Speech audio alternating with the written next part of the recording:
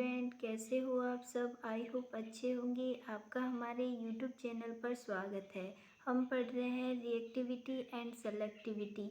इसके अंदर हमने 2 क्लासेस अपलोड कर दी है। थर्ड आज क्लास के अंदर हम क्या करेंगे कि जो हमारी आइसोब्यूटिल है उसके साथ हम ब्रोमीन की अभिक्रिया कराएंगे, और ब्रोमीन की अभिक्रिया कराने से हमें कैसे और कितने प्रोडक्ट मिलेंगे उसके बारे में डिस्कस करेंगे। वैसे इसके बारे में पहले वाले वीडियो के अंदर बता दिया गया है, बट इसके अंदर ये रिएक्शन कैसे हो रही है, कैसे मुक्त मूलक बन रहे हैं, कैसे मुक्त मूलक आकर रिएक्ट कर रहे हैं, किस प्रकार से जुड़ते हैं रिएक्शन के अंदर, उसके बारे में हम अच्छे से डिस्कस करेंगे। हम स्टार्ट करते हैं आइसोब्यूटेन का ब्रोमीनीकरण। पहले वाले वीडियो में हमने करा था आइसोब्यूटेन का क्लोरीनीकरण। तो ब्रोमीनीकरण कैसे होता है वो हम आज स्टार्ट करेंगे। तो इसके अंदर क्या होता है कि आइसोब्यूटिल होता है, इसके अंदर 1 डिग्री हाइड्रोजन परमाणु की संख्या तो 1 होती है और 3 डिग्री हाइड्रोजन परमाणु की संख्या 9 होती है। और ये जो ब्रोमीन होता है, ये ब्रोमीन का जो मुक्त मूलक है वो इस ब्यूटेन आइसोब्यूटेन के साथ रिएक्शन करेगा, तो या तो वो 1 डिग्री हाइड्रोजन परमाणु को हाइड्रोजन को हटाएगा, या फिर ये 3 डिग्री हाइड्रोजन को हटाएगा। तो ये रिएक्शन कैसे होती है, जब 1 डिग्री हाइड्रोजन को हटाता है और जब 3 डिग्री हाइड्रोजन को हटाता है। तो इसके अंदर क्या हो रहा है कि ये जो इस फर्स्ट स्टेप के अंदर ये क्या कर रहा है, अगर हम माने तो जब ये ब्रोमीन क्या है 1 डिग्री हाइड्रोजन परमाणु को, यानी कि ब्रोमीन का जो मुक्त मूलक है 1 डिग्री हाइड्रोजन परमाणु को हटा रहा है, तो हमें क्या बनेगा, आइसोब्यूटेल का मुक्त मूलक बनेगा, यानी कि 1 डिग्री आइसोब्यूटेल का मुक्त मूलक बनेगा। लेकिन जब ये क्या कर रहा है 3 डिग्री हाइड्रोजन परमाणु को हटा रहा है, तो हमें क्या मिलेगा, 3 डिग्री मुक्त मूलक मिलेगा। और 3 डिग्री मुक्त मूलक स्टेबल होता है, तो हमें ये क्या होगा, लगभग 99% ये प्राप्त होगा। जब ये इसके साथ रिएक्शन करेगा इस हाइड्रोजन के साथ, तो प्रोडक्ट के अंदर 99% 3 डिग्री ब्यूटिल ब्रोमाइड प्राप्त होगा।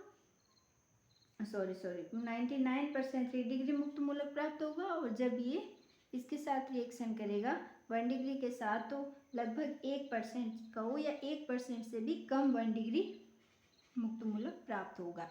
ठीक है, तो इसे थ्योरी के रूप में बता देती हूँ आपको।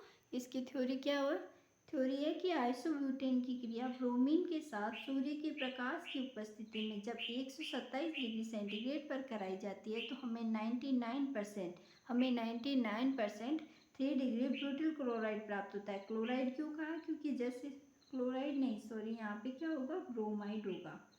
ठीक है ना, गलती से मिसप्रिंट हो गया, ब्रोमाइड होगा, क्योंकि एक मुक्त मूलक तो आके हाइड्रोजन को लेके चला गया, लेकिन यहाँ पे जब दूसरा मुक्त मूलक आएगा तो वो यहाँ पर आके अटैच हो जाएगा, और यहाँ पे क्या हो जाएगा, 3 डिग्री ब्यूटिल ब्रोमाइड बन जाएगा। ठीक है, यहाँ पर भी ब्रोमाइड होगा। क्योंकि 3 डिग्री मुक्त मूलक का स्थायित्व 1 डिग्री मुक्त मूलक की तुलना में अधिक होता है। 3 डिग्री मुक्त मूलक ज़्यादा स्टेबल होता है, मैंने आपको बताया था, और 1 डिग्री मुक्त मूलक कम स्टेबल होता है। इसीलिए अभिक्रिया 3 डिग्री की क्रियाशीलता 1 डिग्री की क्रियाशीलता से 1600 गुना अधिक होती है। इसके अंदर क्या होता है, पहले वाले के अंदर क्या था कि जो 1 डिग्री हाइड्रोजन परमाणु की क्रियाशीलता थी वो 3 डिग्री हाइड्रोजन परमाणु की 3 डिग्री की जो हाइड्रोजन परमाणु था उसकी क्रियाशीलता 1 डिग्री हाइड्रोजन परमाणु की क्रियाशीलता की तुलना में 5 गुना अधिक थी क्लोरीन की रिएक्शन के अंदर।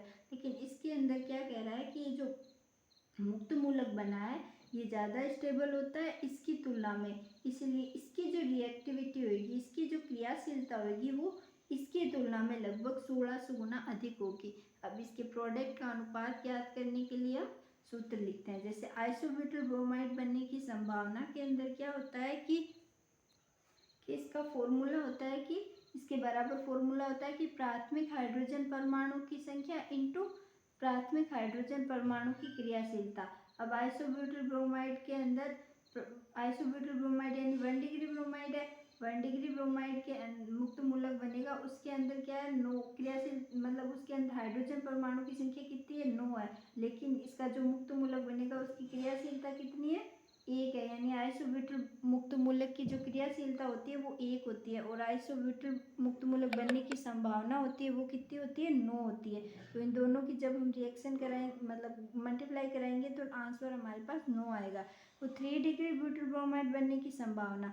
अब 3 डिग्री ब्यूटाइल ब्रोमाइड के अंदर 3 डिग्री हाइड्रोजन का हटना होता है। जब 3 डिग्री हाइड्रोजन का एक ही 3 डिग्री हाइड्रोजन परमाणु है, तो 3 डिग्री हाइड्रोजन परमाणु की संख्या कितनी हो गई, 1, और 3 डिग्री हाइड्रोजन परमाणु की जो क्रियाशीलता हो गई वो कितनी हो गई, 1600 होगी। तो टोटल जब इनकी मल्टीप्लाई कराए तो होगी 60, यानी कि 1600। फिर क्या हुआ, आइसोब्यूटाइल ब्रोमाइड बनने की प्रतिशत मात्रा के लिए हम क्या करेंगे, 9/1600 प्लस 9 इंटू 100 करेंगे तो 1% प्राप्त होगी। जबकि 3 डिग्री ब्यूटाइल ब्रोमाइड बनने की जो प्रतिशत मात्रा होगी वो 1600/1600 प्लस 9 इंटू 100 बराबर 99% होगी। ये फॉर्मूला होता है, इसको अप्लाई करके हम इनकी प्रतिशत मात्रा ज्ञात कर सकते हैं। आप अगर चाहो तो इसे उतार भी सकते हो, पेपर के अंदर कर भी सकते हो, अगर नहीं करते हो, अगर आप इतना भी लिखते हो तो भी बहुत है। आई होप आपको ये क्लास समझ आई होगी। अगर समझ आई है तो इसे लाइक कीजिए, ज़्यादा से ज़्यादा अपने फ्रेंड्स के साथ शेयर कीजिए, और हमारे चैनल को सब्सक्राइब कीजिए, ताकि बीएससी बीएड की ऑर्गेनिक केमिस्ट्री से रिलेटिव जितने भी वीडियो अपलोड हो उसके नोटिफिकेशन आपको मिले और आप तुरंत जाकर वो वीडियो देख सके। Thank you for my watching video.